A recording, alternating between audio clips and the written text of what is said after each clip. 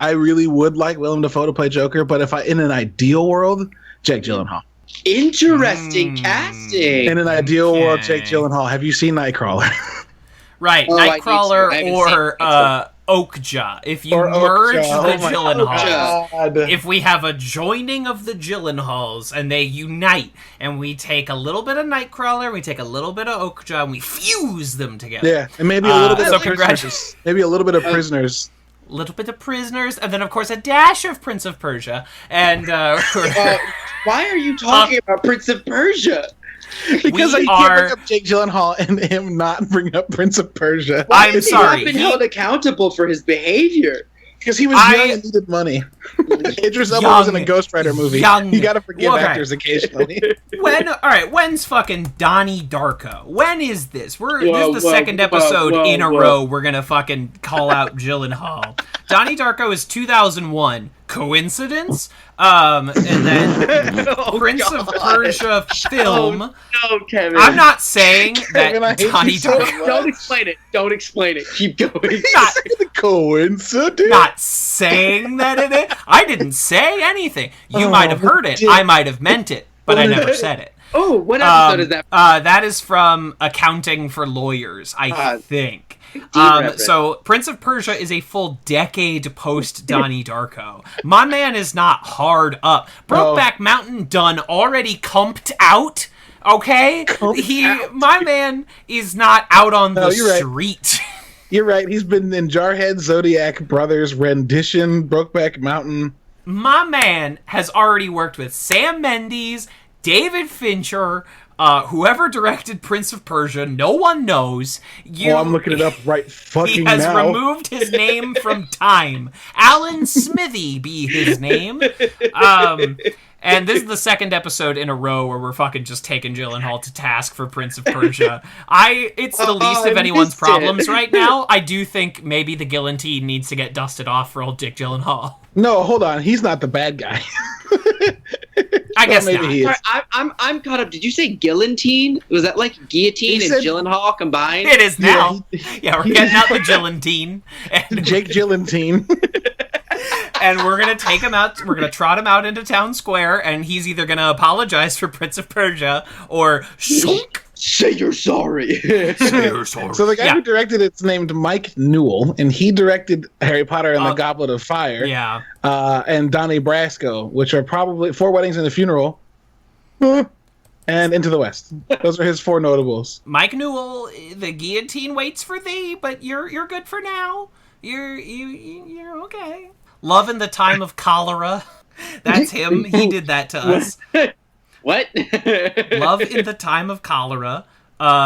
Pushing Tin. We all know Pushing Tin. You don't have to tell me about Pushing Tin, a movie in which a feud develops between two air traffic controllers, one cocky and determined, while the other is restrained and laid back, which inevitably affects their lives. You don't have to tell me about Pushing Tin. Oh my Yo, hold up. Jake Gyllenhaal's clean. He's clean. I think I learned a lot from that movie in that I spend a lot of time trying to be very thoughtful about the roles I pick and why I'm picking them.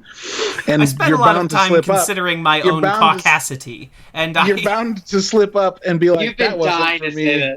Yeah, that wasn't right for me. That didn't fit perfectly. And there have been a number of roles like that. And then a number of roles that do. But he straight up says Prince of Persia is one of the worst cases of Hollywood whitewashing. So okay. You're cool, dude. You're cool. Right. At least he knows it now. All right, Jake. I guess. You know what, Jake? Yeah, no bad blood. How old is he? Not young. I don't know. Because again, Donnie Brasco... He says. He's old enough to know better. Donnie Darko caused 9/11, so he's that old. Damn it, Kevin. Chill. He is 39... Hold on, 1980. 39 years young. So he did Prince of Persia in 2010. So he was 30. Okay, bud. Yeah, okay. I do appreciate that we can grow and learn. I would like to be given the freedom to make a few mistakes in a couple of years and be okay with it. Yeah. Well, I understand. But also, hey, Jake, you got a shit ton of money. Have you paid reparations? Did you go to Persia, Jake? And did you pay out alms for Persia? I am sorry. Listen, I bear him no ill will, but, like, he was 30 years old when it happened. It's like, I hate to invoke his name on the show, but it's like when people are like, oh, you know, Donald Trump said some racist stuff in the past, but he's learned. I'm like, he is 75 goddamn years old. When he said this, he was 50 fucking years old. He's not young and naive. He knew what he was doing. Also, I mean, I love that that's the part of that claim you're picking apart, as if the part where he said racist stuff in the past wasn't the operative lie of that statement. Right. I'm sorry. He says it constantly. Well, he said it in the past and now. He did say it in the past. Those are in the past, and he's also doing new ones now.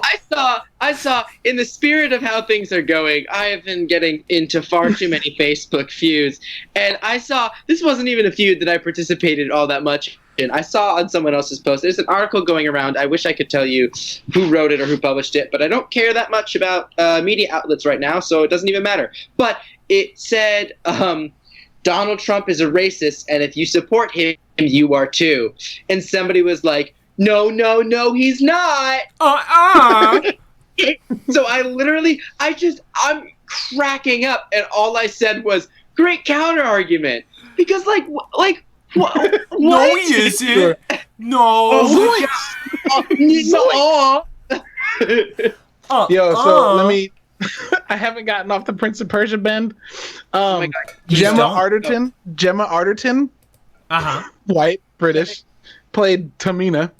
Alfred Molina played Sheik Amar. Nope.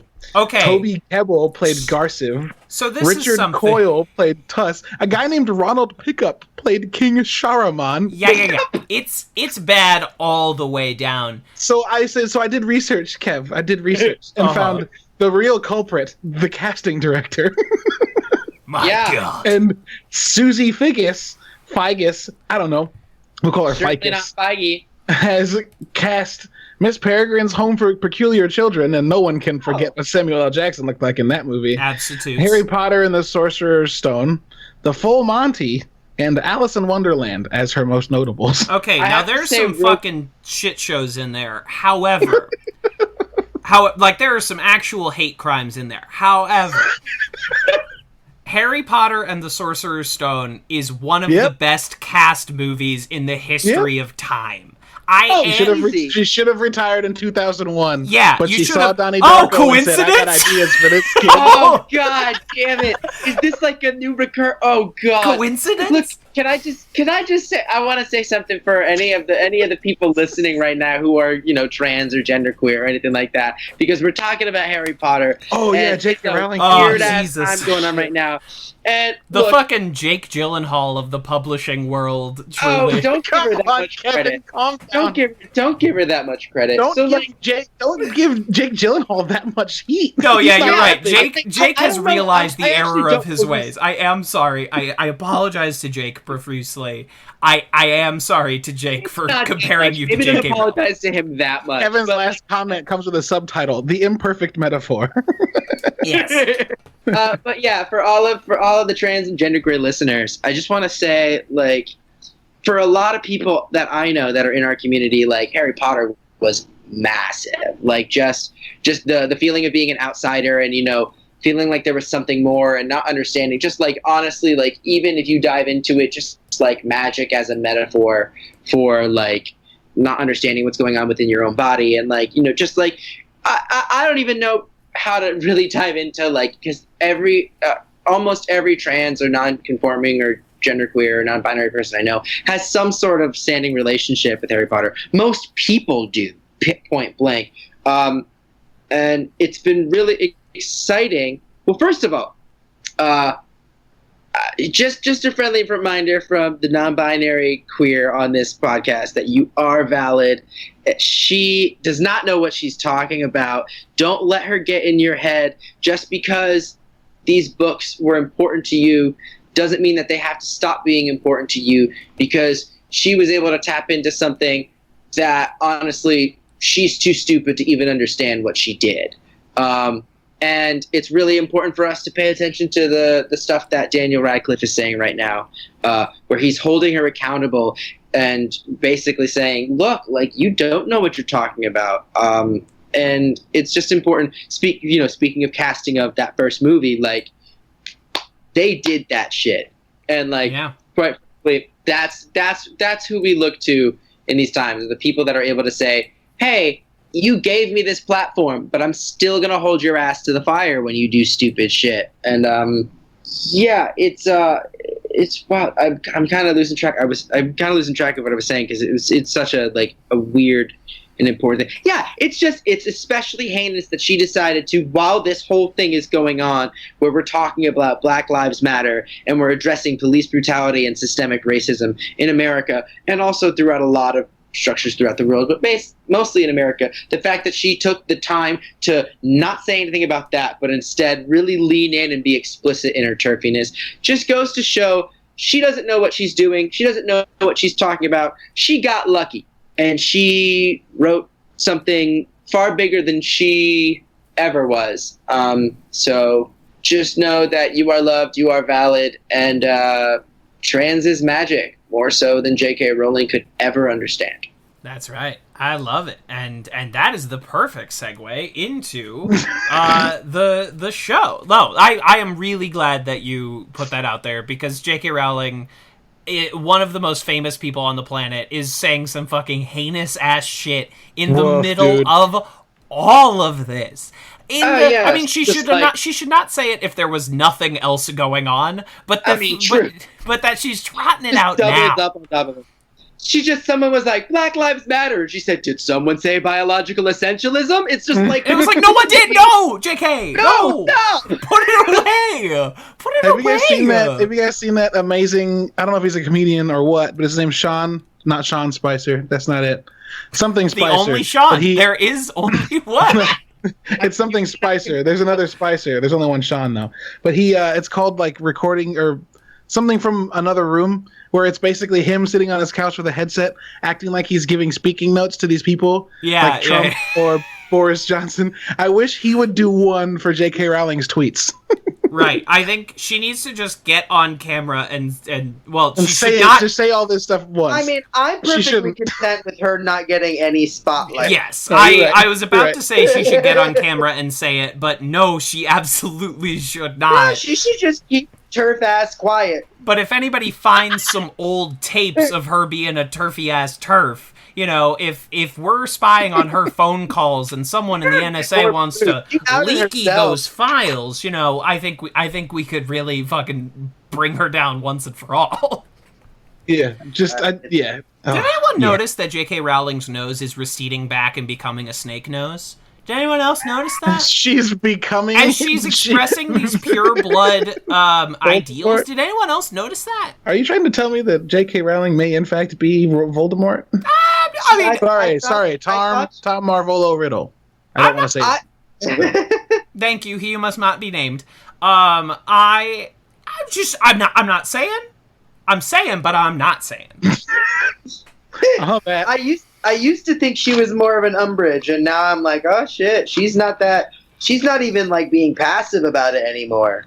No. Yeah, she's not sneaky enough to be Umbridge. She's not sneaky. She's full-blown Death Eater, and I'm like, okay, goodbye. Well, we all know how this ends. A baby needs to kill her. A baby needs to...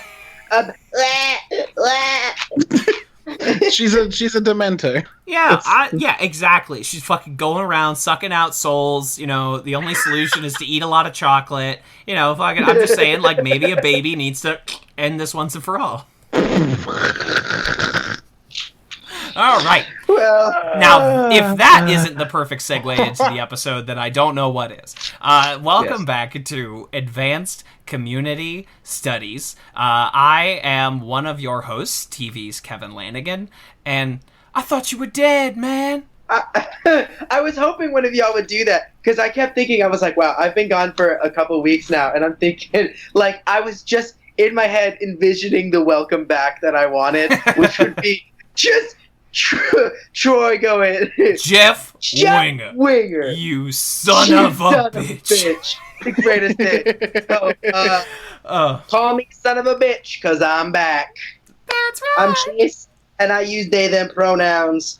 Trans is beautiful, Black Lives Matter, and Black Trans Lives Matter. Don't forget that we are also fighting for Tony McDade, a trans man, a Black trans man who died in Tallahassee. Those are... Ding! Thumbs up. Okay.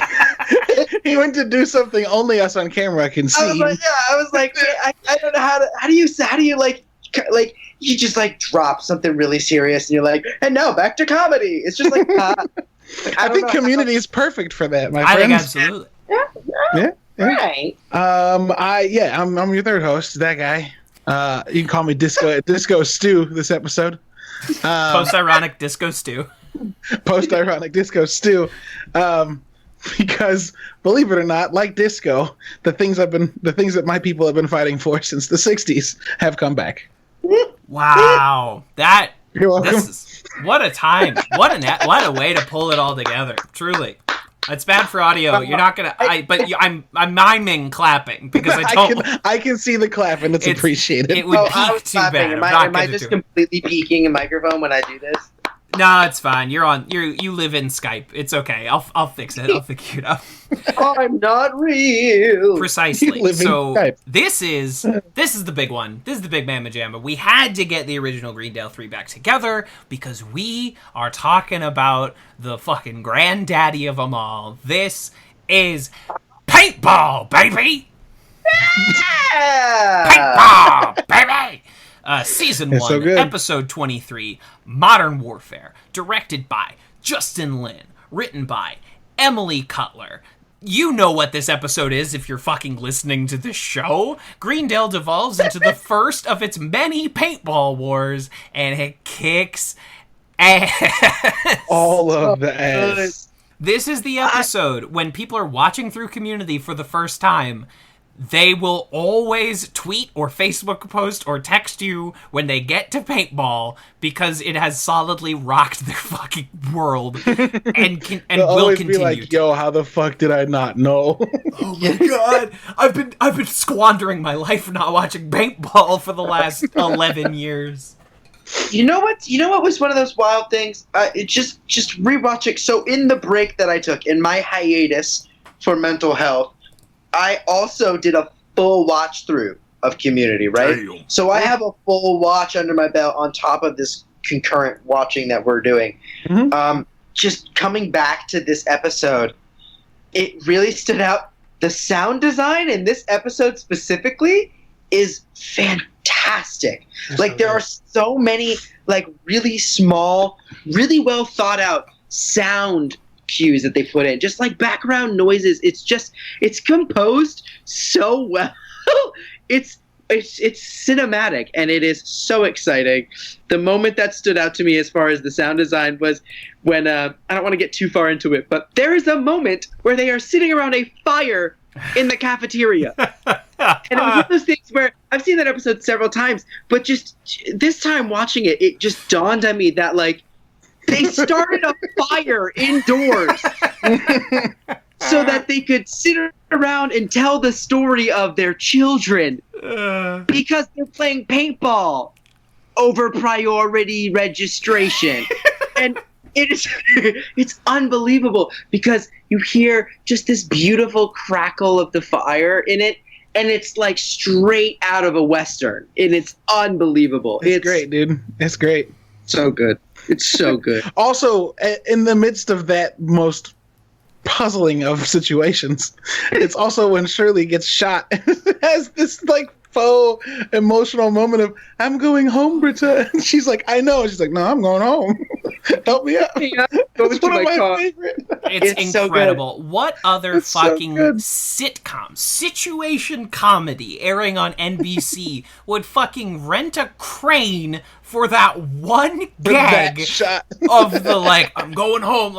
Every war movie has that scene in it, and the soldier is off in black, and we do this whole fucking ascending bit for this very silly joke, but the camera move sells it. If you just have that steady camera, that joke doesn't land. But because you rented a fucking crane for one shot, you mad people, you insane. They really leaned into some really cool cinematography shots. Like, we have this moment where Jeff goes, I'm gonna let you figure it out. I'm gonna go take a nap, which is honestly the only plot hole I've ever found in the show.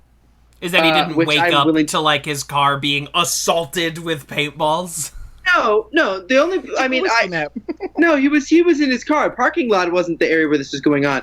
For me, and it didn't register until I watched it this time around, was that he walks in with Britta. They are like, all right, we're going to get together. And then not 3 minutes later, he says, all right, I'm leaving. I'm going to go take a nap. He just got there. The thing that makes up for it... Have you ever had such a bad day you want to just go take a nap right away, though? Yeah. I think the thing that, like, makes up for it is because, one, it's very clear that he needed to go away so that they could have this amazing cinematic shot of him getting out of the car and this sweeping and elevating of this trash. This fucking 28 days later shot. Exactly. Yes, ever see again. I'm pretty sure that's the last time we ever see the quad in the entire series, because after season 1 they didn't have budget for outdoor shots. There's a little bit in season 2, a little tiny bit. But this is the exteriors at LA Community College. I mean, this is a point in Community where they could afford to go into the Los Angeles Community College and say, okay, we need to rent the fucking quad outside the library again for a little bit, and we're also going to need to fucking wreck it. We're going to put some Glee Club guys in the trees. We're going to fucking tip over all your tables and spray them with paint, and are you cool with that? Troy made God mad! The other reason why I'm willing to forgive the plot hole of him being like, what's up, guys? Just kidding, I'm leaving, is because when he does leave, he stops and just stares at them, and everyone goes, did you forget something? And then here comes Post-Ironic Disco Stu right into the open door, and it is a perfect pratfall. It is perfect. Chevy Chase has been trying to nail that pratfall the entire series, and Post-Ironic Disco Stu does it in one, and it is brilliant. It's so good. I'm gonna look up Disco. Is Disco Stu credited? He must be, but he's probably like a stunt performer. Like, it's not like a day player. You just get like a stunt performer or maybe a professional rollerblader. But, you know. My question is, did they body double him for the crash? Because they show his face in an earlier scene. Right. Or did they just get, like you said, a stunt performer? Right, because if you just put a stunt... He doesn't have any lines. So if you put a stunt performer in a wig... You know, you can do that line, and hopefully he just knows how to rollerblade enough to, like, get those camera moves right. But that is, and then, you know, by the time we get to that lunchroom scene where they've lit a trash can fire or whatever, and you have 4 rollerbladers circling around, and there's smoke, and, like, the way that the light and the smoke are catching the rollerblader gives them this, like, herky-jerky kind of otherworldly quality, and it might just have something to do with the camera's frame rate not being able to catch it at that aperture or whatever, but it just gives them this, like, ethereal gang-like quality. I love it. They have that Warriors reference. I'm trying to remember what word they replaced to it, but they do the study group come out to play. So apparently this study group is, like, legendary. Like, they are known all over as the study group. Yeah, sure. That is how they can be called out. A little bit more in season 2 also, when they, like, get into... Or season 3? No. Season 3. There's a whole moment where they have a what am I trying to say? When you they have like a boycott moment where they get in trouble because everyone's like, y'all are assholes. Yeah, it's wild. And they're like, are we the bad guys? Are we the Nazis? Post-Ironic Disco Stu, portrayed by unknown, even in the Community fandom wiki. Damn. Where is he? Find him. Pay him. Someone get Sarah Koenig on the phone. Serial Season 4. Who is Post-Ironic Disco Stu? I saw a tweet. If we're going to talk about this, I have to share this. I saw a tweet where it was like, but if we get rid of the police, who's gonna solve murder? Who's gonna solve murder mysteries? And someone straight up said, white women with podcasts. Absolutely. At 100%. Also, police don't do that. Also, police don't do that. Fucking incredible. Incredible. Incredible. I just want you to know, while we're talking about this episode, I will be going through all the stunt actors until I find this wonderful person. Post-Ironic Disco Stu. Where are you? That's so far. absolutely right. How are you? I mean, and I'm so sorry. Right. Oh my God. Did I find him? That was a quick mystery. Keep going. I'll let you know. Okay, absolutely. That was an insignificant mystery. He So says. this, there's a lot more going on to this episode than just references. But there are references to fucking every action movie you have ever seen up until the year 2010. Oh, yeah. Die Hard is in this one. They big put it one. in later ones. Yeah, Die Hard is a big one because of how Jeff is dressed and like the ending where he pulls the gun off of his back and shoots the Dean. But you have Rambo, you have The Warriors, you have Escape from New York. Like there's fucking everything. Oh, yeah. Guys, I found him. Yes, tell us the name. His name is Aaron Toney. And guess who else he's been fucking stunt double for? Please tell me it's like Falcon. Fucking Black Panther and Falcon. Wow. Oh shit. So Joe, and he was Falcon's stunt double in Altered Carbon. wow. Oh. So Joe and Anthony, they extend Yep, they carry extend back the everybody hand, with and they were like, "Come on!" And they pull Wow. him by his little roller blades, and they take him up to the Marvel Cinematic Universe. Dude, he's the fight coordinator for Zavala in Destiny 2. Jesus. He did stunts in Jack Reacher. He did stunts in Power Rangers. That's all right, whatever. Somebody has to. Hunger Games, Ant-Man, Avengers, Age of Ultron, Insurgent. He just does fucking everything. This guy's amazing. That's so sick. Post-Ironic Disco Post-Ironic Disco Stu. I want a poster of Post-Ironic Disco Stu. Can we make that happen? Absolutely. Dude, the pictures for him in IMDb are it's just him as Black Panther with the suit on. You can't tell. But this dude's fucking jacked. Oh, Please absolutely. continue. I'm sorry. Every stunt amazing. actor is fucking ripped to shreds. But yeah, if we're gonna make a poster, I want it to be like him skating towards us like Xanadu, and like that opening shot. I mean, there's that opening shot. He's got that like breathing straight to the camera. That's what I want. And we put like bringing it back on a ribbon that like wraps around him as he goes. Oh yeah, what's Leonard's line that Leonard says? Everyone's playing. No. The one like right at the top. Disco Stu. Post-Ironic Disco Stu appears in the chat. Yeah, hey, he's what, soul brother? He says, "How's it hanging, soul? What it is, soul brother? Can we get a poster of? Is that racist? I feel like that's racist. I mean, at least a little bit. It's not racist. It may be stereotypical. I won't say racist, but like if you're wearing roller skates, bell bottoms, a fucking jacket, and a fro that's not your real hair, you're doing it on purpose. Yeah, that's all I'm saying. So let's get a poster of Disco Stu. Have it say what it is, soul brother, and then sell it, and have all the proceeds go towards bail funds. You know what we should do? Just get a picture of T'Challa in his Black Panther costume and have what it is, soul brother, above him, so only the deepest cut of people will get it. That I feel uncomfortable doing.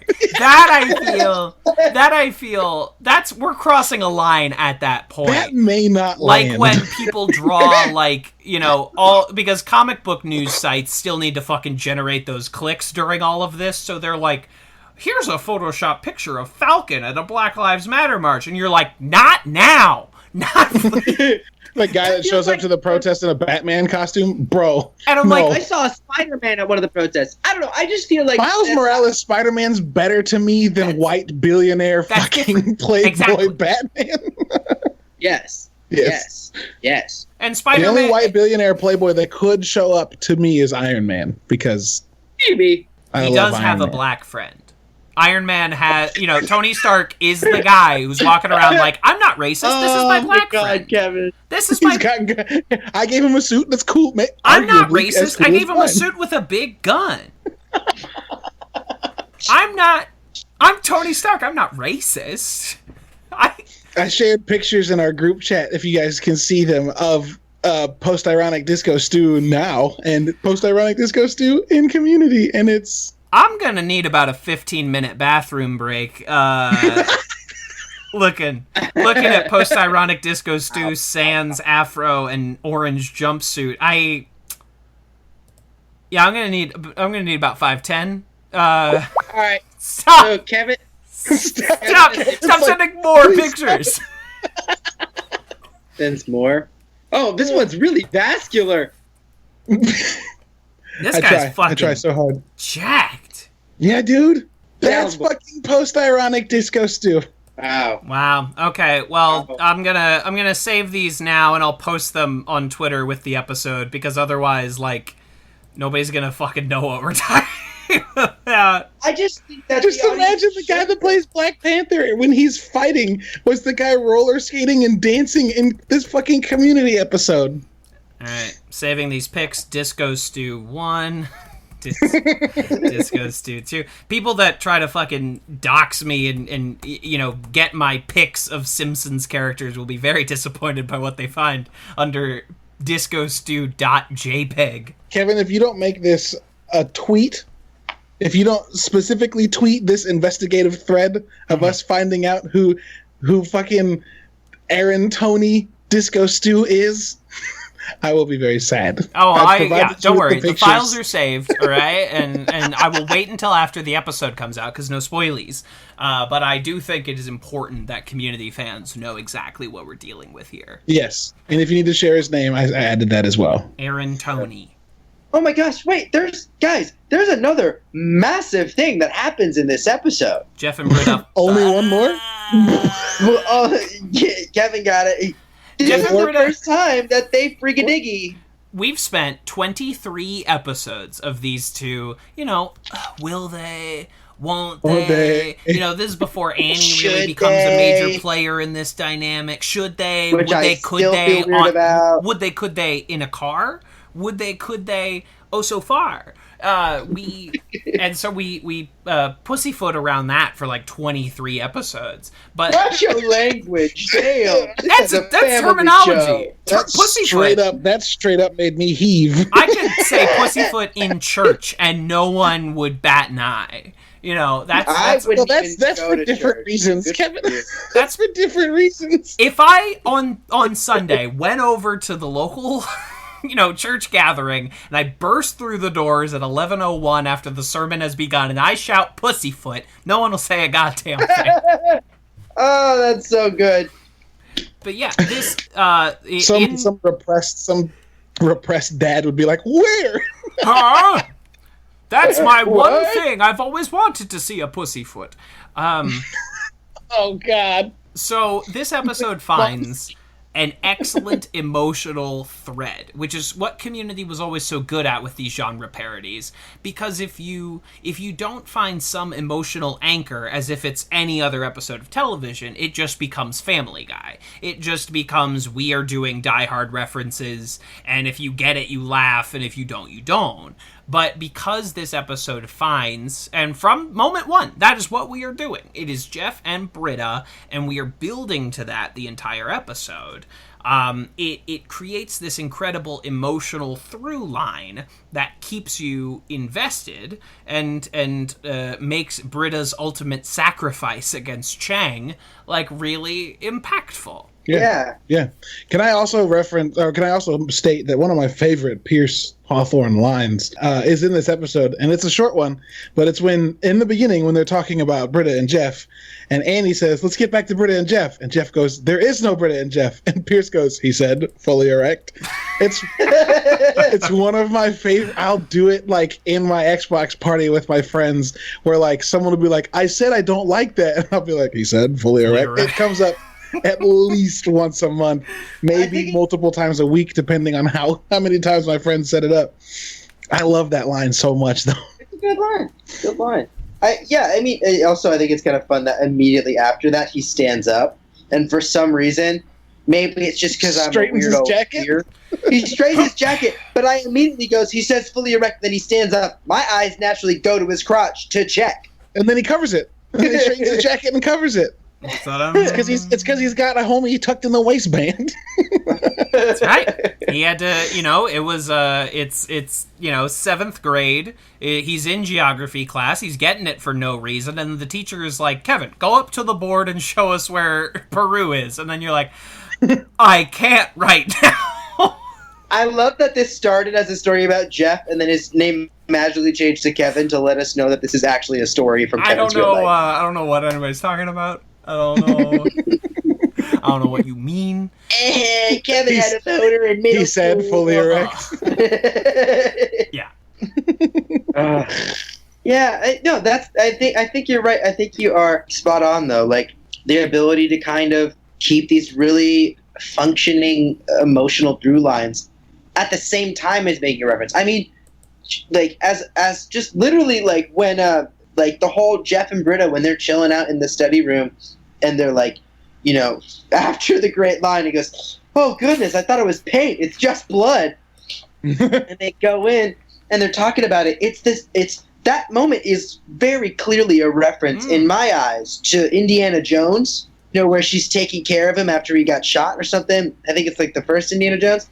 And it manages to be like self-aware in that sense because they're talking about it's like, "Oh, my fragile feminine fingers are taking care of your wound," blah, blah, blah. They're fully aware of what the situation is, and it maintains this ironic tone that's funny, but also still heartfelt, and it's God, so efficient, Fucking It's good. Batting on all It's good, cylinders. man. We haven't even brought up Real Chang. good. It's Chang's real good. incredible fucking appearance late in the game in this episode. Oh my God. Oh This is my John- god! this Yeah, John fine. Woo appearance. All John Woo'd to hell with that incredible suit. Buenos dias, children. And then the fucking With music that when he song. walks in. Oh my God. It's so good. Unbelievable fucking sting. This is, we talked about it last week with Chicken Fingers, but we are finally at a point in this show where it's like, for an episode, everything will change. The visual storytelling, the music, the way the camera moves, the way the characters speak, and the kind of lines they deliver can fully change within an episode to transform into this. And you can have Ken Jeong wielding a fucking tiger-striped paintball gun, waving around a little diploma that says "Critical Media Literacy and Politics of Gender," bitch, and fucking opening fire. And then the 2 gold handguns. I do especially so love good. the amount, as someone that like loves also like watching physics videos and stuff. There's the great shot, Chang and Britta don't hit each other. Their paintballs hit each other, and they both get the backsplash from the paintballs.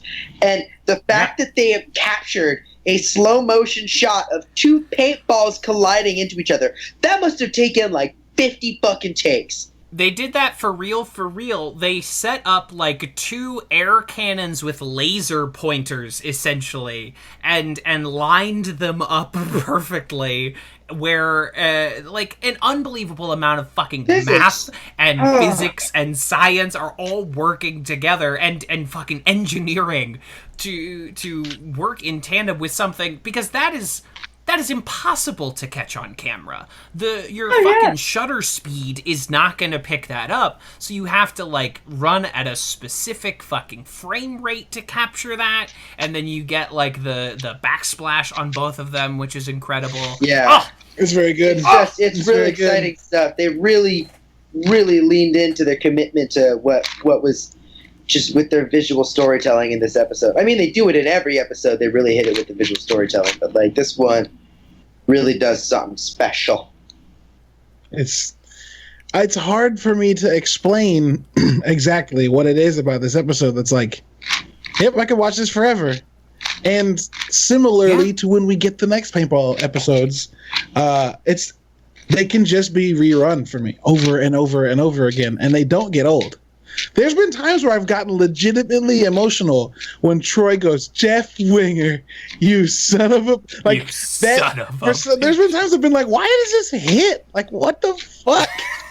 It's so good. And it's just like, it's amazing to me because that trope of "you son of a bitch" is so strong and so effective that Dan Harmon used it again in Rick and Morty. There's the heist episode. I don't know if y'all are big Rick and Morty fans. Is it this season? Because I haven't watched this season yet. It's either early this season or late last season. Okay, then I haven't seen it. I've only seen the first two. Gotcha. So it's essentially Morty's obsessed with the heist thing, and he's written a script for a heist movie. I'm not going to give away the big twist at the end, but it's a whole heist episode. Rick puts together a heist, and anytime we're introduced to, as we are in a lot of other, Rick and Morty episodes, Rick knows a shit ton of people that we're not introduced to until it's convenient or necessary for us to know them. And so anytime there's new characters for us, where Rick walks in, they'll just every single time the new character goes, Rick Sanchez, you son of a bitch, and it's just a great trope. It was one of those things where I'm watching it and I was like, oh shit, like he tapped into something so spot on that he was like, fuck it, I'm gonna use it again, and it's great. It's so good. Yeah, it's so good. Yes.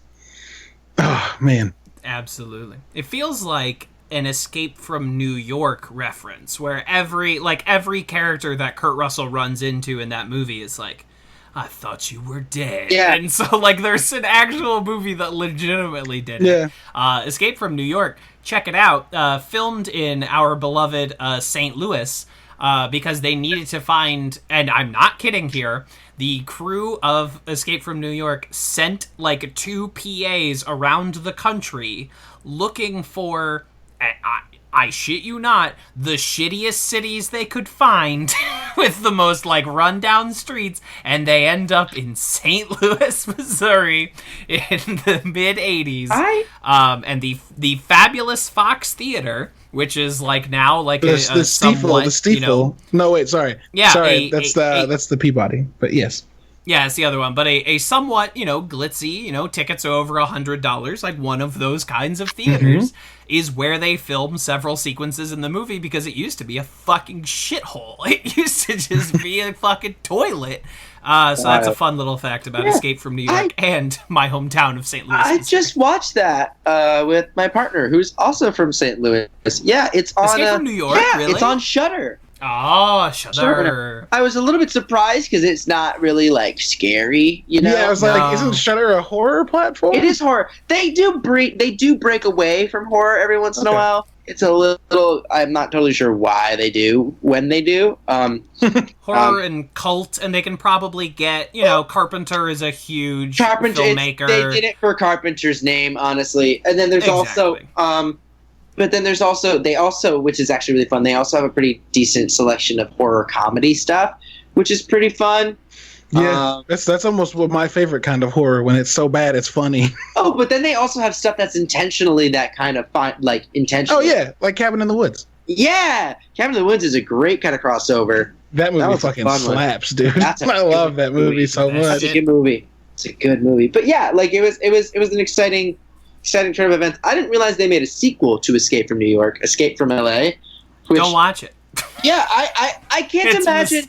It sounds like a mistake, because you watch Escape from New York and it's not even one of the. They didn't even set it up where it was like, oh, they could do a sequel. You know how sometimes people are like, we're gonna put some little thing at the end just in case we want to come back to this. Yeah, there was nothing there. It's solid. It is a tight closure, and it's just like, wait, now you're saying that he's gonna do it again, but in LA? It's just like, it's fucking stupid. I would encourage everyone out there to look up the Escape from LA basketball scene, because it is one of the crowning achievements of cinema, where a gangster has Kurt Russell captive and says that he can be set free if he can make like 5 layups in 1 minute. It's an incredible feat of filmmaking. It's one of my favorite things I've ever seen. But don't watch the rest of it. That was a good idea. Don't watch the rest of it. It's bad. But that scene, art. Incredible. Art, he said. How great thou art. How great thou art. I love it. I love Modern Warfare. I love that there's a fucking Glee joke in it. The only thing I don't like is how quickly some of our faves get taken out. I think we lose... Troy goes down way too early. Troy goes down way too early. We lose Annie. Annie, did anybody notice? She has this, like, in the first scene, she has a cow print jacket with long sleeves. And then when we transfer to Paintball World, she has, like, ripped the sleeves off. She's wearing like, a vest. It's pretty good shit. I love that she makes her appearance out of the garbage can, and she made a hat out of the top of the lid. Incredible. The shot where, like, there's the man outlines around the toilet, and the single drop brilliant. Of paint runs the down. Pan back. So good. Also, y'all, the fucking paint bomb, the green paint explosion is just... cinematic. One of the most Joker laughs I've ever heard come out of fucking Ken Jeong. All right, now if we're casting the Joker, all right. Oh, circle, yum. I don't know if we talked about it on air, but if we're recasting the Joker for the new Batman universe, Ken Jeong, sit by the phone, darling. I would love to see that. That'd be crazy. Yeah, I mean. I'm curious. I'm curious. Absolutely. I don't know. I'll see a screen test. I'll absolutely see a screen test, and I'll judge it, even though I have no ability to influence the decision. Why is Community such a good show? It defies all logic. Why? Honestly, it truly doesn't make any sense. It's weird because, like, there are so many things that are confusing about it, but when we really break it down, you put Danny Putty, Donald Glover, Dan Harmon, the Russo brothers, what's his name? He directed this episode. He did Fast. Justin Lin. You put them all. You put like Alison Brie, Yvette Nicole Brown. I mean, it's a bunch of really tight. Oh my god, fucking Dean. I literally cannot think of Jim Rash. Jim Rash. He exists for it's just there are so many beautiful pockets of brilliant performance. It is. And it's just a testament to the fact where it's like they got a great cast, they let them do what they needed to do, and they played. You can tell that they're having fun. And it is just so it's got heart. It has more heart than most comedies I've watched. It has more heart than most TV shows. Yeah. If I can be completely honest. That's fair. That's valid, yeah. There's a dirty dozen of shows that get down and, like, I can fuck with. But there's a wide and diverse majority of shows that just feels kind of phoned in for most of its run. For sure. I don't mean that to be any... Yeah, I don't mean that to be any, like... Making TV is hard. Making weekly TV is, honestly, in entertainment, one of the most, like, daunting, insurmountable tasks. Oh, yes. It's a true amount of work at no time. You have no window of time to accomplish what you're trying to accomplish. Right. And when you get a fucking show like Community that can have hit after hit after hit, it truly doesn't make sense. There's a flaw in the system. It's a glitch. It should not have been. Paintball should never have been allowed to exist. And it does, and it's a fucking triumph. And what's crazy is it almost didn't triumph. Right? Several times. And now that it's on Netflix, a service that arguably everybody has, and it's apparent to them because it's been on Hulu for a minute, but now it's on Netflix and easier to find because it was on the front page for almost a month. People are like, oh shit, I remember when my buddy talked about this show. Why did I get into this show? And now everyone's like, yeah, you fucking dummies, this show was good years ago. Stupid. You was sleeping, fucking dummy.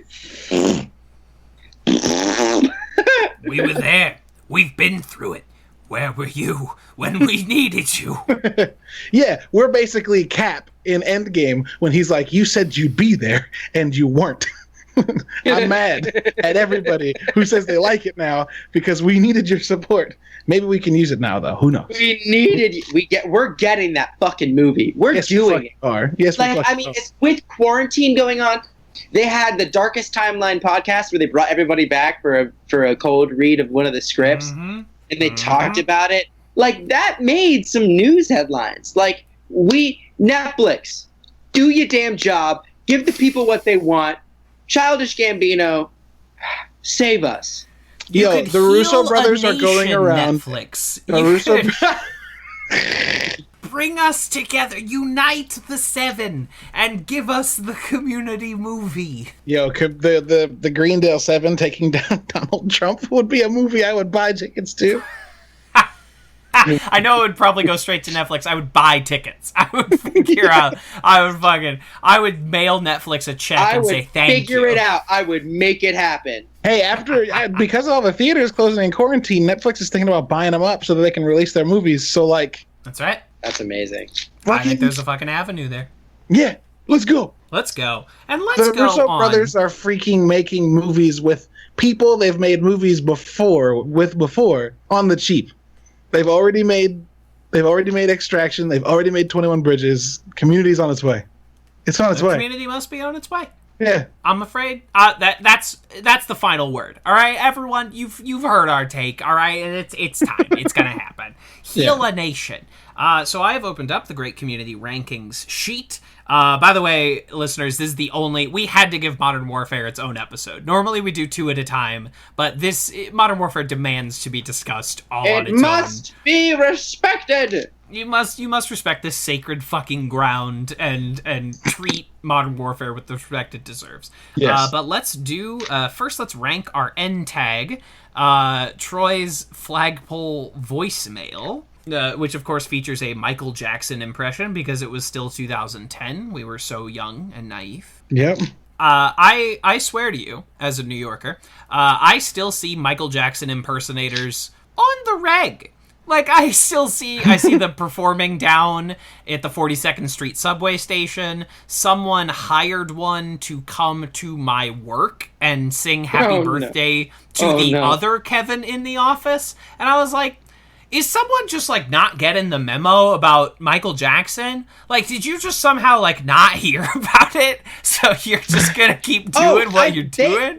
Broadway fully was trying to do a Michael Jackson, like, jukebox musical. And I was just like, how has no one stopped this? I know that y'all, like, they're trying to treat it. Michael Jackson like they actively treat H.P. Lovecraft. Right. Ooh. Ignoring all the shit that he did for all of the foundations. Spicy take. I'm here for it. Ignoring that all of H.P. Lovecraft's stories are based on a fear of Judaism.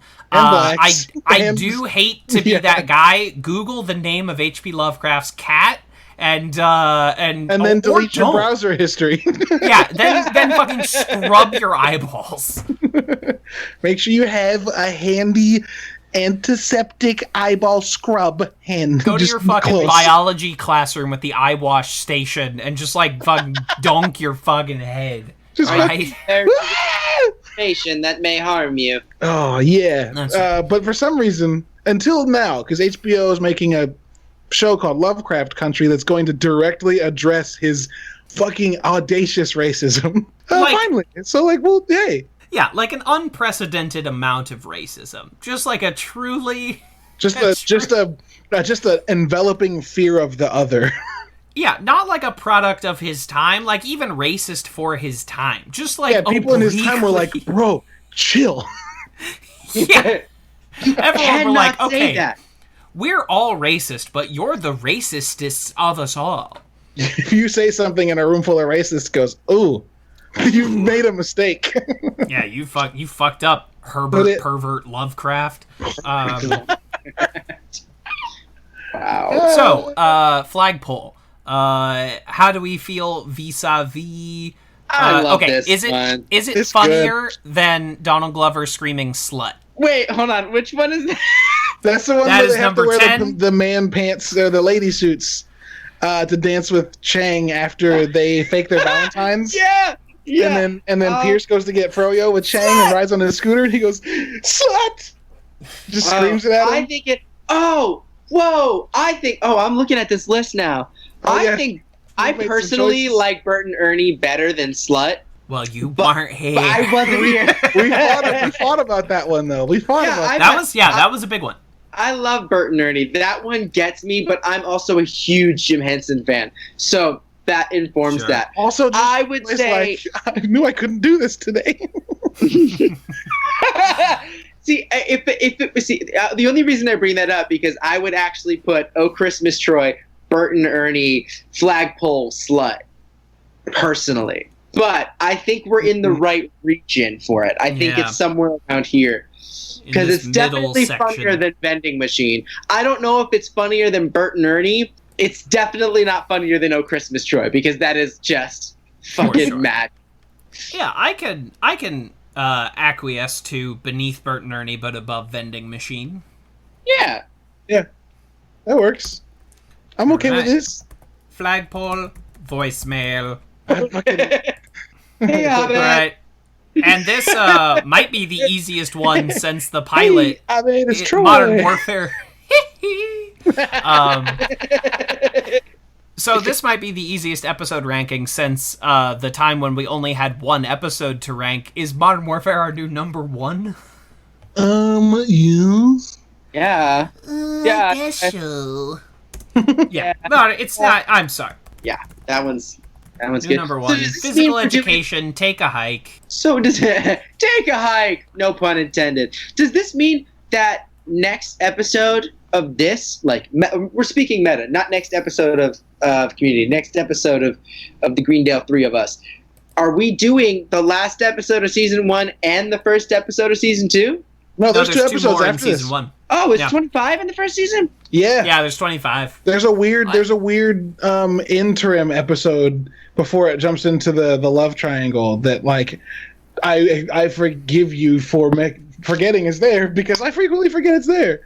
I'm always like, Modern Warfare, and then it's the end. But English is a second language. I thought it was a 24 episode. I didn't realize it was 25. No, we have to do the big, like, they're all taking finals episode, and then we have to do the big romantic climax episode. Yeah, there's Annie records classes and catches Chang. Oh my god, he's not actually a teacher. Yes. Oh, spoilies, I guess. I'm sorry. Damn, homie. It's okay.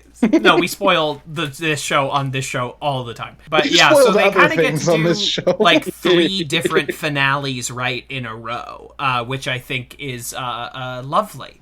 So we're sliding on over into the plug section of this episode. Fuck any like creative shit that I'm doing. I would. It's important right now, and I'll include this link in the description for the foreseeable future. But head on over to those like Black Lives Matter resource pages and figure out a way that you can help. Because even if you don't, if you can't be out on the street for various reasons, if you don't have money to give right now, which is completely understandable, there are ways to lend your time. There are text messages you can send, emails that you can send. There's so many ways to contribute. And I think if you do have money, right now a good place to put it would probably be, we've been doing the bail funds, which is great. I would say a good place to put it is that a lot of these protesters are probably going to court. So legal fees being covered, I think, would be an excellent place to donate any excess money that you have. Or bail funds. I mean, we got to get them out of jail first, and then we got to deal with that kind of stuff. Yeah. I actually, Kevin, I shared with you a little earlier. I'd love to see it kind of pushed out onto a tweet about it. I have an entire activist compiled Google spreadsheet with several tabs devoted to specific functions and what you're looking for as far as the objective of what you're looking for, of just resources on resources on resources for you to be able to kind of do what you can, make a difference, share the resources. If you don't have money to spend or you don't have a lot of time to do a lot of stuff, just make sure people have access to the resources. Just because you can't give money doesn't mean someone can't. Yeah, I didn't mean to interrupt you. I'd also like to, since this is typically when we plug in, like our stuff as well. I was very much in the trend of posting queer activists and stuff like that, and just like queer content creators that I thought really great. But there's one Black queer content creator that I absolutely adore named Gem. They are amazing. They're on TikTok. They're on Instagram. They're at You Are Doing Great. The letter U, the letter R, doing great. And they are amazing. They will help you understand in a fun and funny way what it is and why we need it when it comes to abolition, and just kind of really just a fantastic resource for anybody looking into that stuff. So go ahead and check their stuff out. They're absolutely amazing. They're on Patreon. They're on Instagram. They're on TikTok. I'm sure they're on other things as well. Give them a look. They're amazing. Support Black queer artists right now. And show up, y'all. That's what we're here to do right now. Cheer. It's true. 100%. I said cheer, and it sounded like I was being like it was deflective. Yeah, I was not.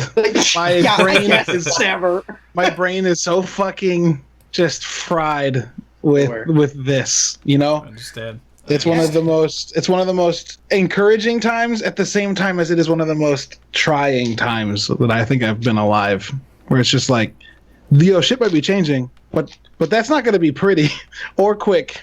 So don't expect these protests to go away. Don't expect that because the Minnesota cops have been arrested, we're going to be okay. Don't expect because even Breonna Taylor's killers are arrested that we're going to be okay. Don't think that because Ahmaud Arbery's killers are going to be charged, we're going to be okay. This is a long process, and if you don't understand that asking when enough is a problem, then figure out why it's a problem, because it's going to be a long time before enough is enough, and I hope people remember that. Absolutely. Oh, just since it's still June and all of these are still available, right now the movie Selma is free to rent on all platforms. Just Mercy is free to rent, and I think those are both really great movies that speak to these incredible, like, how hard these processes are and how much the system is stacked against activism of any kind. So check those out, just since they are so free and available. And the Criterion channel, their streaming platform, has a ton of Black produced and Black centric cinema that is completely free to stream right now. So I think that is all just while those are available for another week and a half. I think you'd all do yourself a favor and check those out. Share Black stories. Absolutely. Also, watch 13th on Netflix. Yeah. If you haven't seen it already, watch it again. And then there's another one. For those of you who like theater like I do, we're also getting a lot of really fascinating discussion going on within the Broadway community. It's a big old system that's super racist, and we're trying to kind of fix that, especially some of us younger theater creators. And Broadway HD currently has a show up on the Pipeline by Dominique Morisseau. I don't know if I'm saying that name properly. They have it above their paywall, so it's typically super expensive to kind of get the Broadway HD, because Broadway and theater is a super elitist art form in a lot of its manifestations. But if you want to see some theater, I haven't seen this yet. I actually don't know if it's any good. I don't know how accurately or appropriately it represents these things. But if you're looking to see some Black theater, I would go ahead and check it out. I mean, it's a free show on a really expensive platform. So go ahead and check that out too if you're feeling it. Let's spread it all around. So stay tuned after the music. I have an interview with Elyse, aka Princess Bilbo. She is a cosplayer and does a lot of community cosplay and has an incredible story about Gillian Jacobs. So stay tuned for that. We will be back next week with the season 1 finale. We have been doing this show only during quarantine, and we are already done with season 1, and quarantine is still here. So everyone stay safe, and we will be back next week. It's exciting times. Give me the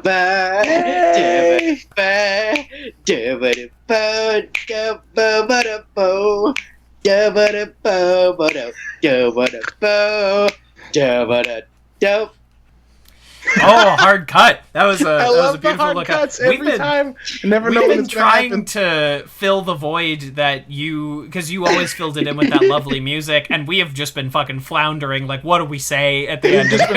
We've just been saying pop pop. Like that's how much work pop, we did. Pop. Oh, we do love Magnitude. He comes into his prime in a little bit though. Yeah, we haven't even met Magnitude. Wow. Pop what? I don't know what you're saying. Pop what? What was he gonna say? What was he gonna say?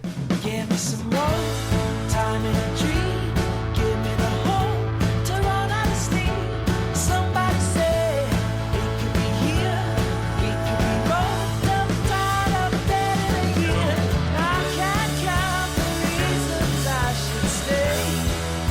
One by one, they all just fade away. With your various animal lovers. It's just so when Beastars came on Netflix, I'm like, I'm in. I'm already there. This is me. I am the target demographic for B-Stars. Yes, I will confess. I scrolled over V-Stars on the old Netflix, and I said, maybe not this one. Maybe I'll circle back around to this one, the animal people one. Maybe I'm very new into my attempt to get into anime, and I feel like B-Stars is not a good early attempt. It's not. No, it's probably not a good first attempt at an anime. So I have been doing Kaguya-sama Love is War, and that is very funny and very charming and something that I can really get into.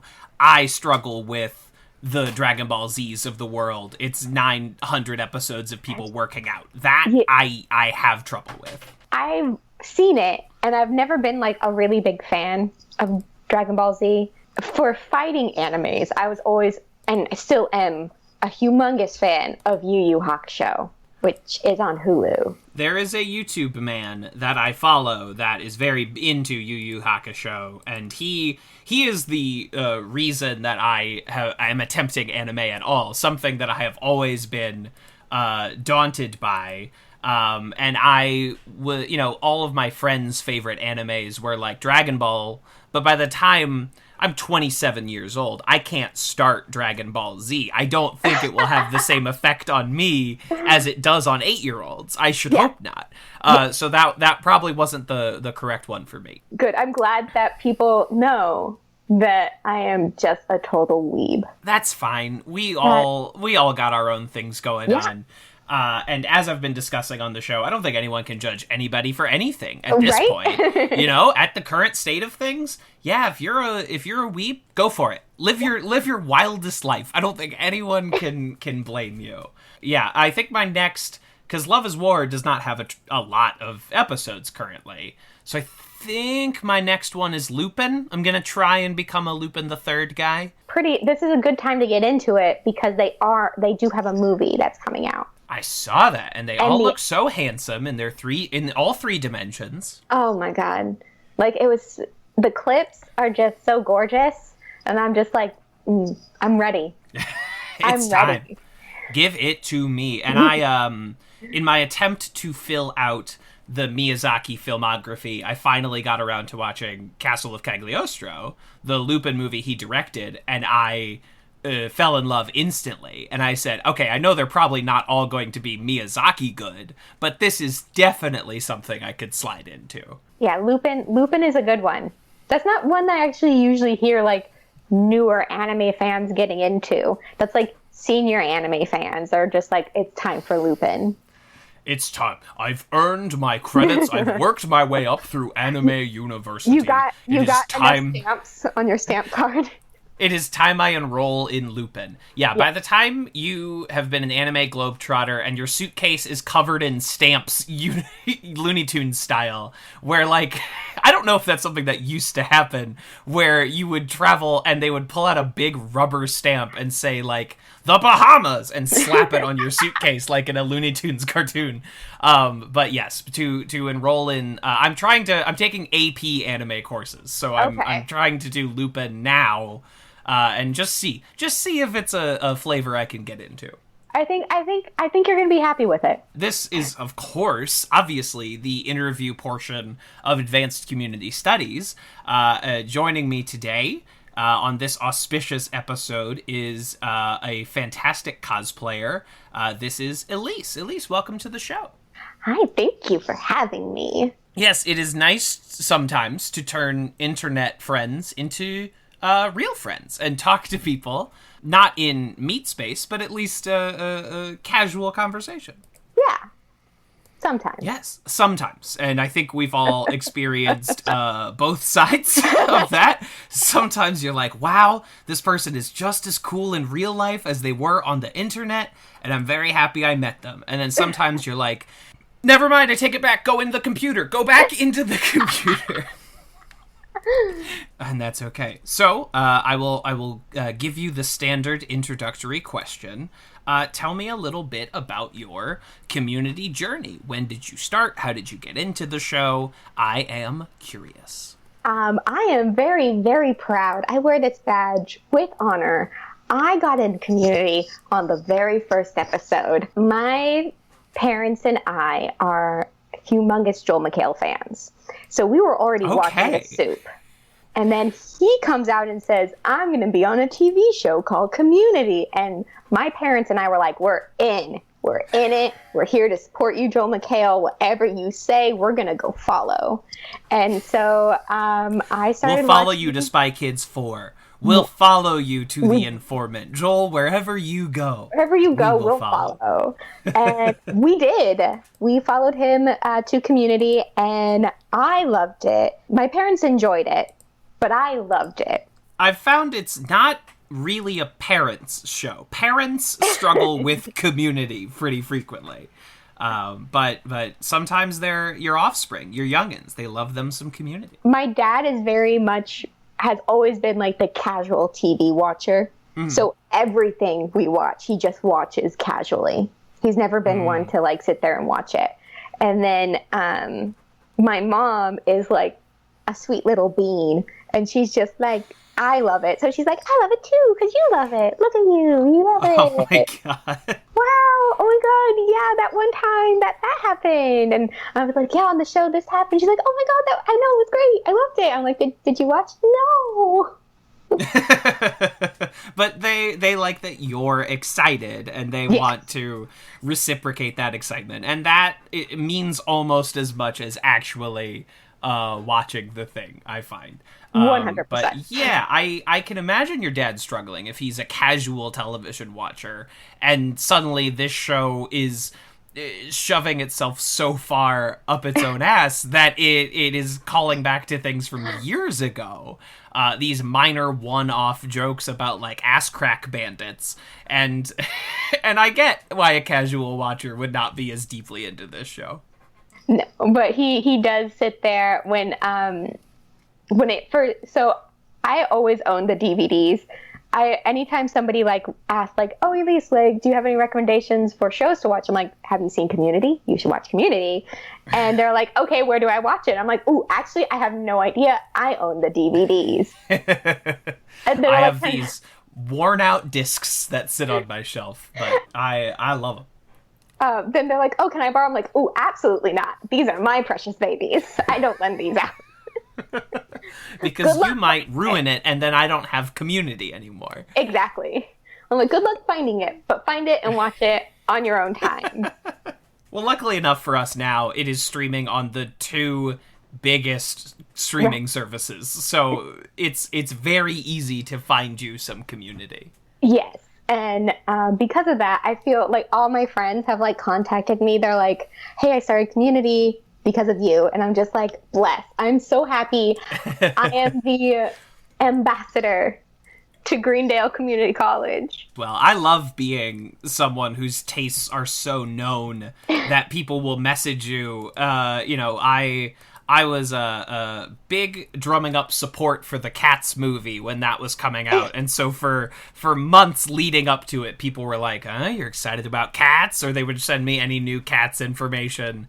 And I appreciate being that guy. Yeah.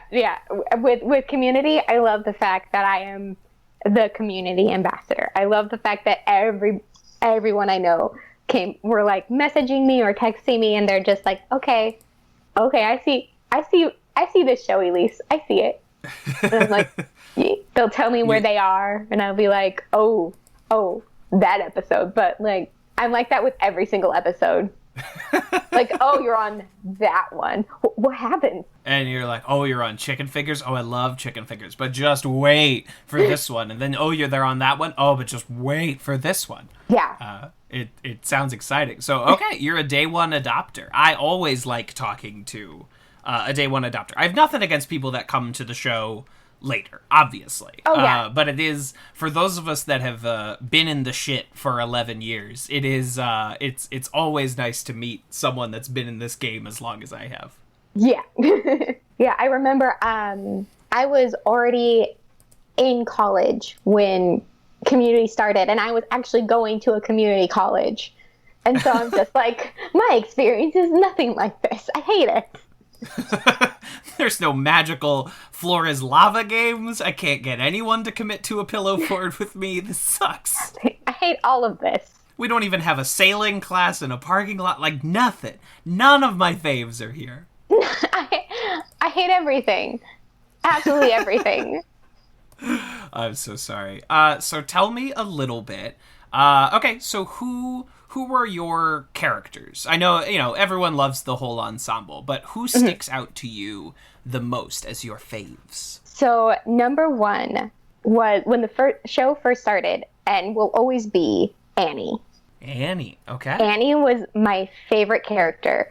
I just really related to her a lot. I am very much a perfectionist. I am like, I have the binders, and I'm organized like she is, and I'm anal like she is, and everything about Annie, I saw myself as her. And then we find out that she's Jewish, and I was like, me too. And so I was just like, I was really already drawn to her. So she was just like my everything, and she was like number one. And then after that, when I first started the show, because like my journey with my favorite characters was so different because of what I look like and who I look like, apparently, according to people. When I was watching the show, next was Jeff, and then Abed, and then Troy, and then Britta was after that. And then all of a sudden, even when this show was first started, first season, second season, and people are really starting to take notice of it, that's when I started getting comments about, hey, have you seen the show Community? Has anybody ever told you look like Britta? And I was so confused because Annie was the character I connected with. And I'm like, how can you say I look like Britta when I'm Annie? I don't understand. I was even a rent-a-cop for a short time, Annie was in a single episode. And so I was just like, Annie all the way, that's who I am. I don't what? And I'm literally stopped in the street because people thought I was Gillian Jacobs. When I'm going to class, people stopped me thinking I was Gillian Jacobs. I was working. You were at a community college. It all lined up. And when I went to when I was at work, I worked at Old Navy for a short time. Even a customer, and Community was already off the air. A customer came up to me. She's like, "Oh my God, I thought you were Gillian Jacobs," and I was wondering why you were at Old Navy.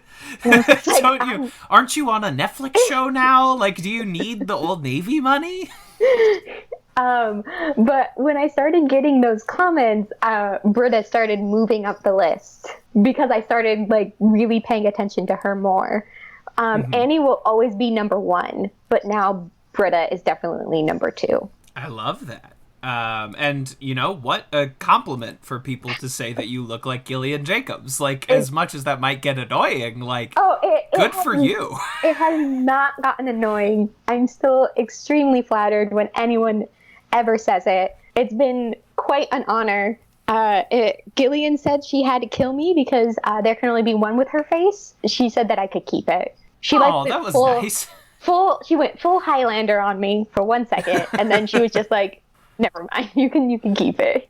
Went full Highlander, and luckily enough you two managed to avoid a behind the candelabra or the roommate kind of situation here. Yeah, and I'm happy the two of you could make peace. But honestly, if one of us had to go, I would have happily taken that shot. Like, I've been like, okay, it has to be her. It's fine. She's funny. She's, like, really nice. She's so sweet. Like, she's Gilly. We gotta let Gilly go. I'm sorry. We have to save Gilly at no matter what the cost. When I went to the Vulture Festival for the 10-year reunion, she was still on stage taking photos with people, and I was just like, I gotta go say hi again, because like at that time I've met her twice, but I met her at Communicon. So I met her in 2013. I saw her again in 2014, and then fast forward to 2019. I'm like, she probably doesn't remember me, and I go up, I'm like, hi, I don't think you remember me, but, and she's like, I remember you, and I was like, okay, I am a wee lass. Oh man, so you were on the ground at Communicon. For anyone who hasn't been around in the community fandom for a while, this was the big community only convention. And I don't know, do you have anything you want to talk about from that experience? That must have been something. Communicon was absolutely amazing. Probably some of my favorite memories at a convention. It was where I met Gillian, and that was super awesome. It was so funny. We didn't know that Gillian and Yvette were going to be there. They surprised everyone, got on stage, and they're like, okay, we can't stay for long, so we'll answer 3 questions. My 2 friends, like, rose their hands together and like were like waving, and they're like, okay, well, we have to answer their question. They just pointed up to the front. They're like, hey, Gillian, there's a girl who looks like you in the front.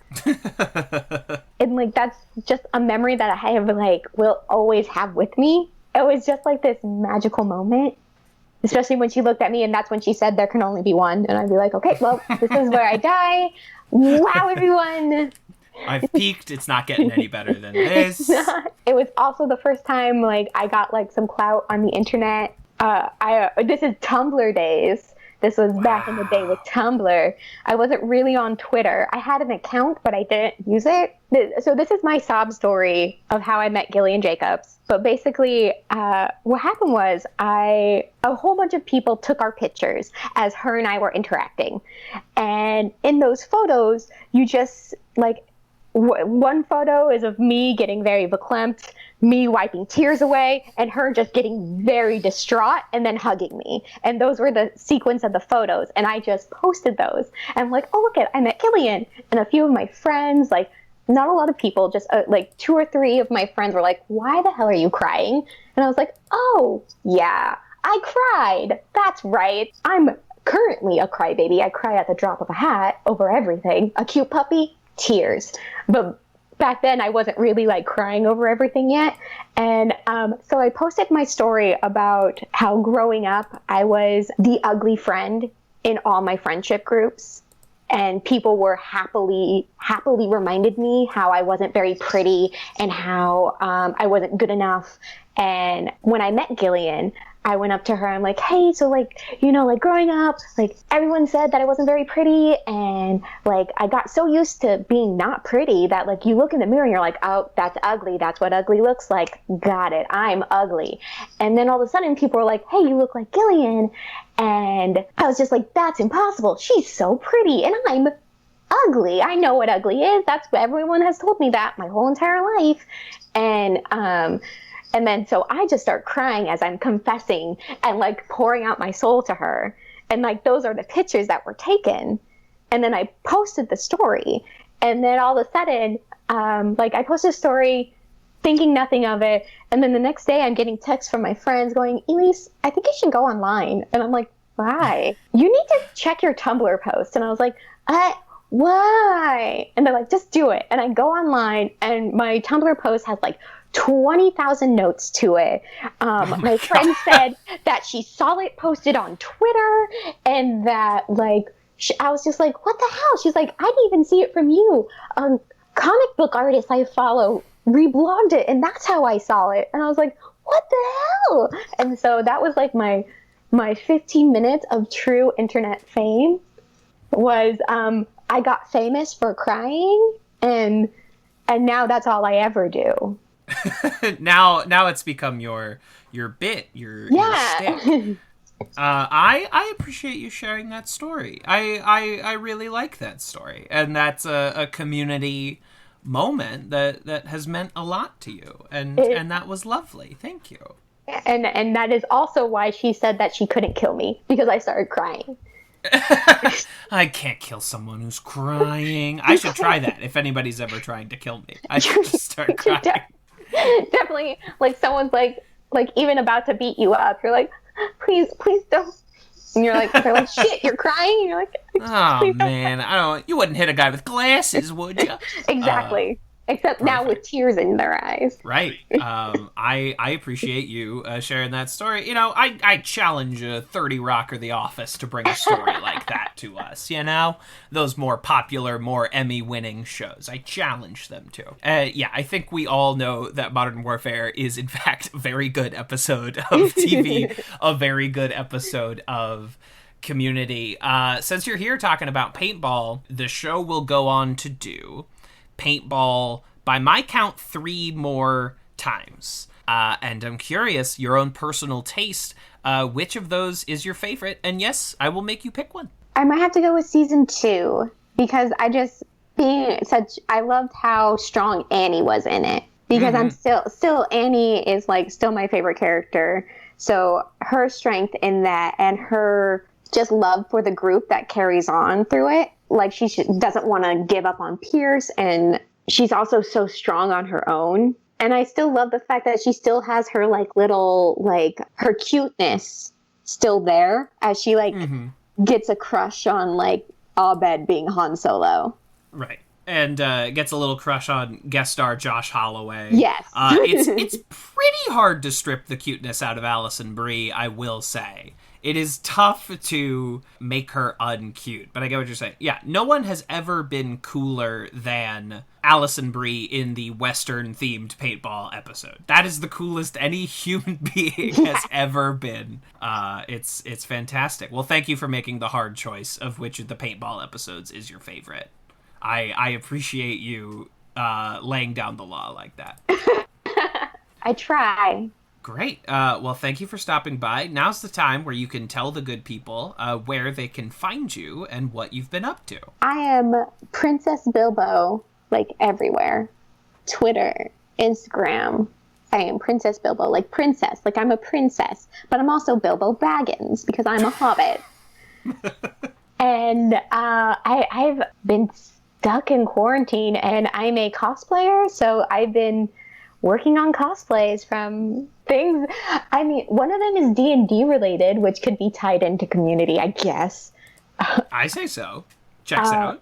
Perfect. And then I've been trying to keep myself entertained by posting cosplays on the internet.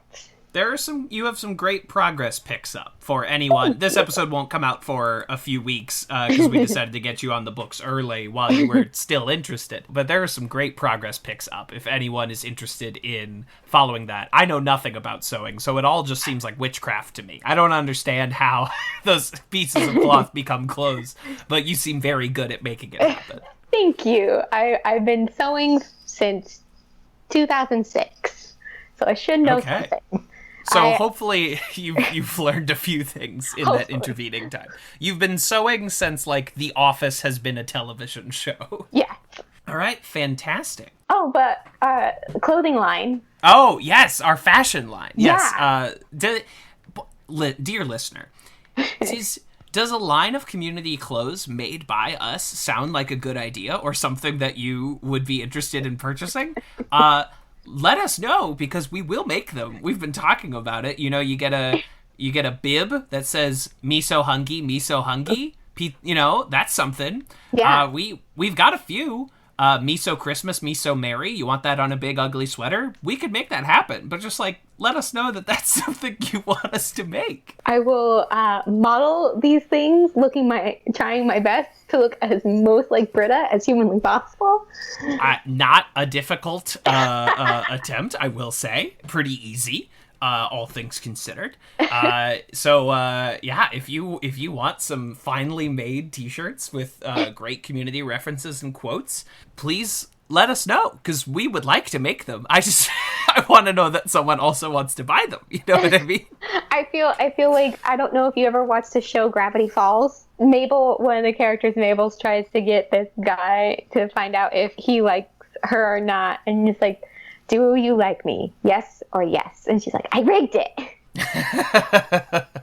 And yeah, we're trying to rig the game. If you say yes, we'll know you're interested, and if you don't answer, we'll assume you're still interested in us making a line of community clothes. So everyone, stay tuned.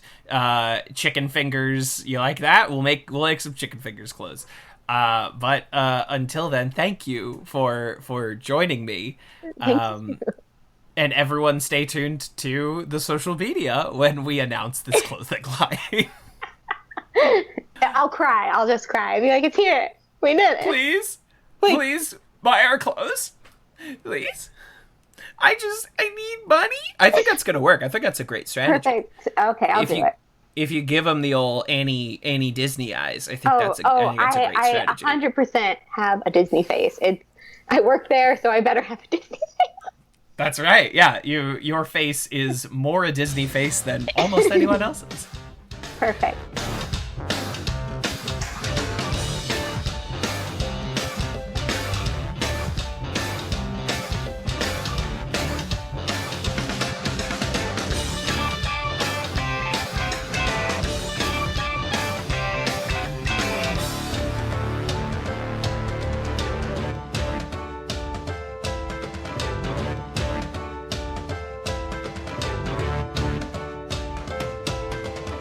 This has been a Talkback Podcast.